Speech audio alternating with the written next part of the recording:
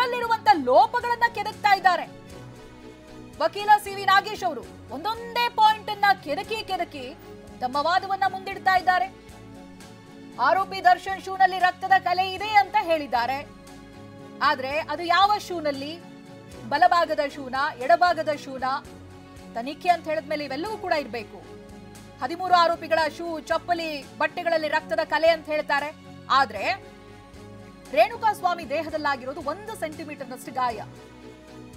So ಹೀಗಾಗಿ ಅಷ್ಟು ಜನರ ಬಟ್ಟೆಗಳಲ್ಲಿ, ಶೂಗಳಲ್ಲಿ, ಚಪ್ಪಲಿಗಳಲ್ಲಿ ರಕ್ತದ ಕಲೆ ಇರೋದಕ್ಕೆ ಸಾಧ್ಯನಾ ಅಂತ, ಲಾಜಿಕಲಿ ಇದೆಲ್ಲವೂ ಕೂಡ ಸಾಧ್ಯನಾ ಅನ್ನೋದಾಗಿ ಪ್ರಶ್ನೆ ಮಾಡ್ತಾ ಇದ್ದಾರೆ. ಆ ಶೂನಲ್ಲಿ ರಕ್ತದ ಕಲೆ ಇದೆ ಅಂತ ಹೇಳಿದ್ರು. ಜೊತೆಗೆ ಅವತ್ತಿನ ದಿನ ತನಿಖೆ ಸಂದರ್ಭದಲ್ಲ ದರ್ಶನ್ ಅವರ ಮನೆಗೆ ಹೋಗ್ತಾರೆ, ವಿಜಯಲಕ್ಷ್ಮಿ ಅವರು ಇರ್ತಾರೆ, ಅವ್ರ ಹತ್ರ ಕೇಳ್ತಾರಂತೆ ಶೂ ಅನ್ನ ಕೊಡೋದಕ್ಕೆ ಅಥವಾ ಒಗೆದಾಕಿರುವಂತಹ ಬಟ್ಟೆಯನ್ನ ಕೊಡೋದಕ್ಕೆ ಹೇಳ್ತಾರಂತೆ. ಅವೆಲ್ಲವನ್ನೂ ಕೂಡ ಕಲೆಕ್ಟ್ ಮಾಡ್ಕೊಂಡು ಬರ್ತಾರೆ.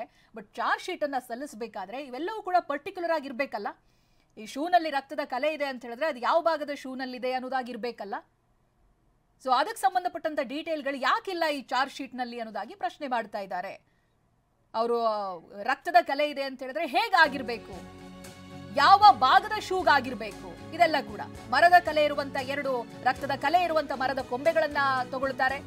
FSL ವರದಿಯಲ್ಲಿ ರಕ್ತವೇ ಇಲ್ಲ ಅಂತ ವರದಿ ಇದೆ, ರಕ್ತದ ಕಲೆ ಇಲ್ಲ ಅಂತ FSL ವರದಿ ಹೇಳುತ್ತೆ. ಇಂತಹ ತನಿಖೆ ಆಧಾರದಲ್ಲಿ ಆರೋಪಿಗೆ ಗಲ್ಲು ಶಿಕ್ಷೆ ವಿಧಿಸುವುದಕ್ಕೆ ಸಾಧ್ಯನಾ? ಪಂಚನಾಮೆಯಲ್ಲಿ ರಕ್ತದ ಕಲೆ ಇದೆ, FSL ವರದಿಯಲ್ಲಿ ಯಾಕಿಲ್ಲ? ಈ ಬಗ್ಗೆಯೂ ಆರೋಪ ಪಟ್ಟಿಯಲ್ಲಿ ವಿವರಣೆ ಇಲ್ಲ ಅನ್ನೋದಾಗಿ ಸಿ.ವಿ. ನಾಗೇಶ್ ಹೇಳ್ತಾ ಇದ್ದಾರೆ. ಎ2 ದರ್ಶನ್ ಪರ ವಕೀಲರ ವಾದ ಇದು. ಆ ಪಂಚನಾಮೆ ಸಂದರ್ಭದಲ್ಲಿ ರಕ್ತದ ಕಲೆ ಇದೆ ಅಂತ ಇರುತ್ತೆ, ಆದ್ರೆ FSLಗೆ ನೀವೇ ಕಳಿಸಿ ವರದಿಯನ್ನ ಪಡೆದಿರೋದ್ರಲ್ಲಿ ರಕ್ತದ ಕಲೆ ಇಲ್ಲ ಅನ್ನೋದಾಗಿದೆ. ಸೊ ಈ ರೀತಿಯಾದಂತ ತನಿಖೆಯಲ್ಲಿರುವಂತ ಅಂಶಗಳನ್ನ ಇಟ್ಕೊಂಡು ಗಲ್ಲು ಶಿಕ್ಷೆಯನ್ನ ವಿಧಿಸೋದಕ್ಕೆ ಸಾಧ್ಯನಾ ಅಂತ ನೋಡಿ. ಹಿರಿಯ ವಕೀಲರು ಚಾರ್ಜ್ ಶೀಟ್ ಸಲ್ಲಿಕೆ ಆದಾಗ್ಲಿಂದ ಆ ಪ್ರತಿಯನ್ನ ಪಡ್ಕೊಂಡು ಅದರಲ್ಲಿರುವಂತ ತಪ್ಪುಗಳಿಗೇನೇನು, ಏನೇನು ಮಿಸ್ಟೇಕ್ಗಳಿದಾವೆ ಇವೆಲ್ಲವನ್ನೂ ಕೂಡ ಪಾಯಿಂಟ್ ಮಾಡಿದ್ದಾರೆ. ರಸ್ತೆ ಬದಿಯಲ್ಲಿ ರೇಣುಕಾಸ್ವಾಮಿ ಮೃತದೇಹ ಸಿಗುತ್ತೆ. ಜೂನ್ 9 ಬೆಳಗ್ಗೆ 10 ಗಂಟೆಗೆ ದೂರನ್ನ ರಿಜಿಸ್ಟರ್ ಮಾಡಲಾಗಿದೆ. ಅಪಾರ್ಟ್ಮೆಂಟ್ನ ವಾಚ್ಮನ್ ದೂರನ್ನ ನೀಡಿದ್ದಾನೆ. ತಕ್ಷಣವೇ ದೇಹದ ಮಹಜರು ಪಂಚನಾಮೆಯನ್ನ ಮಾಡಬೇಕಿತ್ತು, ಬಟ್ ಅಲ್ಲೂ ತಡವಾಗಿದೆ. ಜೂನ್ 11 ಮಧ್ಯಾಹ್ನ ದೇಹದ ಮಹಜರು ಮಾಡಲಾಗಿದೆ.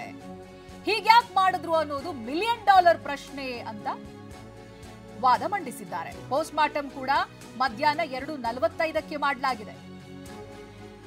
ದೇಹದ ಐಡೆಂಟಿಟಿ ಆಗಿರ್ಲಿಲ್ಲ ಎಂಬ ಸಬೂಬನ್ನ ನೀಡಲಾಗಿದೆ. ಇದರಲ್ಲಿ ಯಾಕೆ ಡಿಲೇ ಅಂತ ನೋಡಿ. ಎಲ್ಲದರಲ್ಲೂ ಕೂಡ ಈ ಪ್ರೊಸೀಜರ್ ಅಲ್ಲೂ ಕೂಡ ಬಹಳ ತಡವಾಗ್ತಾ ಹೋಗಿದೆ. ಒಂದು ದಾಖಲೆಗಳನ್ನ ರಿಜಿಸ್ಟರ್ ಮಾಡೋದ್ರಲ್ಲೂ ಕೂಡ ತಡ ಮಾಡಿದ್ದಾರೆ. ಸೊ ಹಾಗೊಂದು ವೇಳೆ ಈ 3-4 ದಿನ ತಡ ಮಾಡಿದಂತ ಸಂದರ್ಭ ಹೈಕೋರ್ಟ್ನಲ್ಲಿ ಆರೋಪಿಗಳು ಜಾಮೀನು ತಗೊಂಡು ಹೊರಬಂದಿರುವಂತ ಉದಾಹರಣೆಗಳು ಕೂಡ ಇದೆ ಅನ್ನೋದಾಗಿ ಸಿ.ವಿ. ನಾಗೇಶ್ ಅವರು ಹೇಳ್ತಾ ಇದ್ರು. ಮತ್ತೊಂದು ಕಡೆಯಲ್ಲಿ ಡೆಡ್ ಬಾಡಿ ಸಿಕ್ಕ ನಂತರದಲ್ಲಿಯೂ ಕೂಡ ಅದಕ್ಕೆ ಸಬೂಬನ್ನ ಕೊಟ್ಟಿದ್ದಾರೆ, ಗುರುತು ಪತ್ತೆಯಾಗಿಲ್ಲ. ಸೊ ಈ ರೀತಿಯ ಸಬೂಬನ್ನ ಕೊಟ್ಟು ಪೋಸ್ಟ್ ಮಾರ್ಟಮ್ ಕೂಡ ತಡವಾಗಿದೆ. ಮಧ್ಯಾಹ್ನ 2:45 ಹೊತ್ತಿಗೆ ಇವರು ಪೋಸ್ಟ್ ಮಾರ್ಟಮ್ ಅನ್ನ ಮಾಡ್ತಾರೆ. ಸೊ ಈ ರೀತಿಯಾಗಿ ಎಲ್ಲಾ ಕಡೆನಲ್ಲೂ ಕೂಡ ತಡವಾಗಿದೆ ಪೊಲೀಸರಿಂದ.